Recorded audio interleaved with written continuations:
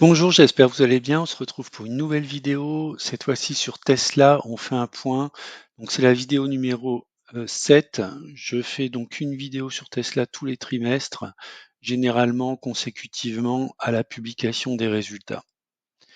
Alors, on démarre avec un avertissement. Je ne suis pas conseiller financier. Cette vidéo n'a pas pour but de vous proposer un placement financier ou un quelconque conseil d'achat, mais uniquement un but pédagogique et de partage. Vous restez responsable de vos investissements.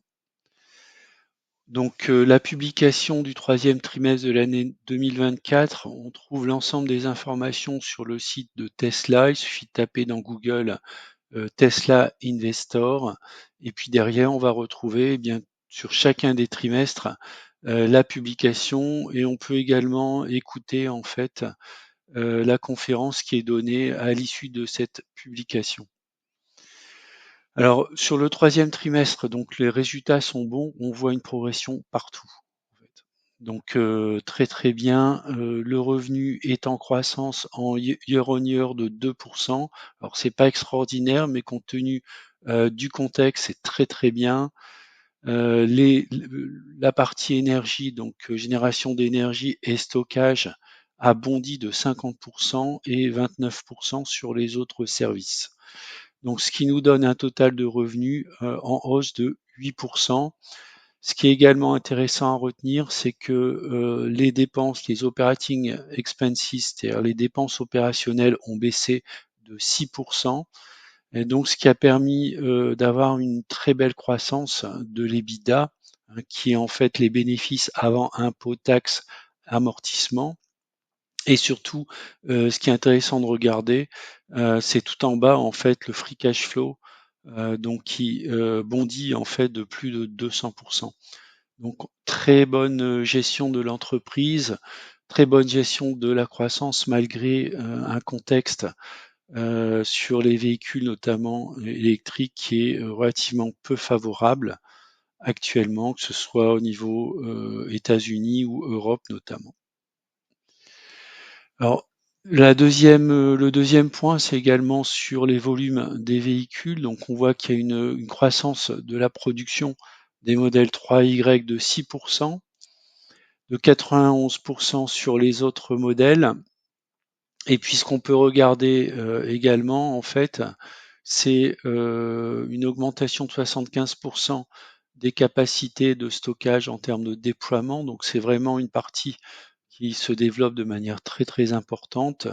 Et puis au niveau des superchargeurs également, donc une capacité à déployer de manière encore plus importante afin de couvrir un peu plus de territoire avec les superchargeurs. Un revenu associé notamment puisque les superchargeurs sont également ouverts à des véhicules autres que Tesla, moyennant bien sûr un prix un peu plus important que le prix de chargement si on est propriétaire d'une Tesla. Alors j'ai regardé les fondamentaux donc qui ont été mis à jour au 30 septembre. Donc on a toujours le TTM, c'est sur les 12 mois glissants, 12 milliards de revenus. On a alors moi ce que je regarde en fait, c'est le return on equity de 21%, une profitabilité nette qui est de 15%, donc ce qui est un très bon score par rapport à l'activité de l'entreprise. La génération d'un free cash flow positif. Et puis, on peut voir également la dette qui est en baisse. C'est une société qui n'est pas endettée, donc qui a une capacité à continuer à investir, notamment dans les infrastructures, que ce soit pour construire des véhicules, pour construire des robots, ou pour gérer tout ce qui est intelligence artificielle et capacité de calcul, notamment liés à tous les projets liés à la vision, que ce soit automobile, robot par exemple. Alors si on regarde la droite de régression, donc on a une progression de 38% annuelle. C'est la moyenne, la progression annuelle moyenne de la société. J'avais fait des analyses un peu plus détaillées. On peut voir quand même que la société évolue par palier. Vous voyez par exemple ici de 2010 à 2013, la société a stagné, puis il y a eu une forte hausse, puis ensuite une longue phase 2013-2020 de stagnation. Alors même si à l'intérieur il y a eu des évolutions de plus de 100%, mais en tout cas, voilà, on évolue vraiment par palier sur Tesla, hein. Donc il y a eu une première poussée en 2013-2014, puis ensuite une deuxième poussée ici en fin 2019 jusqu'à 2021, et puis on est actuellement sur une phase de plateau en fait, hein. Donc on va attendre, à mon avis, plutôt l'année 2026-2027 avec la sortie du Cybercab en production de manière assez forte. Elon Musk a toujours promis le véhicule à moindre coût, hein, ce qu'il appelle affordable, donc dont on va dire l'Américain moyen ou l'Européen moyen pourra s'acheter, donc ce qui va générer énormément de volume.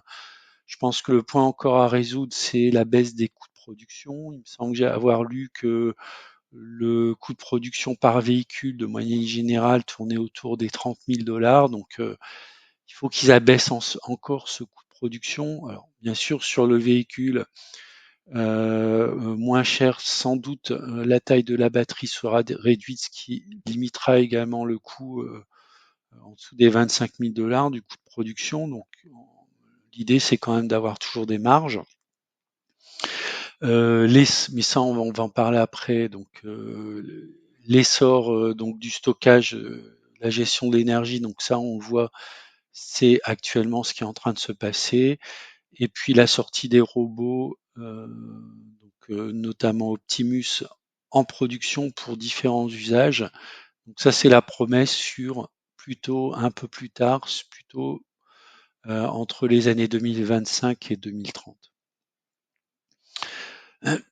Alors, si on regarde du niveau graphique, alors on était ici sur une oblique de résistance qu'on a passé ici à peu près fin juillet, début août. On est allé percuter ici la résistance globalement des 270 $, qu'on n'avait pas réussi à franchir ici en début 2024, ni au mois d'août.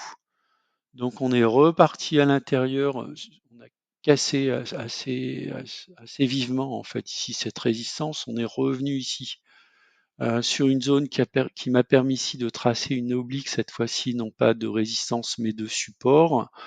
On est ressorti à nouveau de la résistance pour aller rechercher à nouveau les 270 $. Donc en termes de swing trading, il y avait des choses à faire. Donc moi j'avais allégé ici, j'en ai vendu 4 d'actions dans ces eaux-là. Et puis il y a eu un pushback. On revient ici sur cette oblique de support. Et avec l'annonce des résultats, très vraisemblablement, on va retourner sur ces niveaux ici des 270 $. Ensuite, est-ce qu'on sera capable de les casser à la hausse pour aller chercher bien tous ces niveaux 290 $, 310 $, 368 $ et 411 $ qui était le plus haut historique. Donc ça, les trimestres à venir nous le diront. Je reste confiant en tout cas sur Tesla. Peut-être que je commencerai à alléger quelques actions à 268 $, puis ensuite autour des 310 $. Bon, ma décision n'est pas encore prise, on verra bien. Et puis un renforcement si on retourne ici sur la moyenne mobile à 200 jours, qui situerait autour des 160 $. Alors la stratégie, en fait, les relais de croissance sont là au niveau de l'entreprise, avec notamment les annonces qui ont été faites lors de l'événement WeRobot. Il y a une vidéo complète qui a été faite. Je la mettrai en description de cette vidéo. Le cybercab, alors vous en avez ici une expression, donc c'est une voiture assez petite, hein, donc je pense qu'elle va être vraiment designée pour les transports urbains. 2 places, il n'y a pas de volant, il n'y a pas de pédale, donc elle est entièrement pilotée, un grand coffre pour mettre des bagages. Donc pour moi, ça va être vraiment enfin, c'est une révolution, hein, même s'il y a d'autres entreprises comme Google avec Waymo qui a déjà des cybercabs. Et puis lorsqu'on a besoin de transporter un peu plus de personnes, je crois que c'était jusqu'à 20 personnes, on a ici le Cybervan. Et puis la grosse révolution également, Optimus, alors soit des robots pour travailler, voilà, pour travailler, soit des robots d'accompagnement pour les personnes. Donc moi, je pense en particulier aux personnes âgées. Je suis persuadé que dans les sociétés vieillissantes dans lesquelles on est, la présence d'un robot pourra peut-être permettre de maintenir des personnes âgées à domicile en leur facilitant les tâches au quotidien, que ce soit de l'interaction ou des tâches qui peuvent être des tâches ménagères ou même des tâches intellectuelles comme se connecter à des services internet, c'est assez compliqué pour des personnes âgées.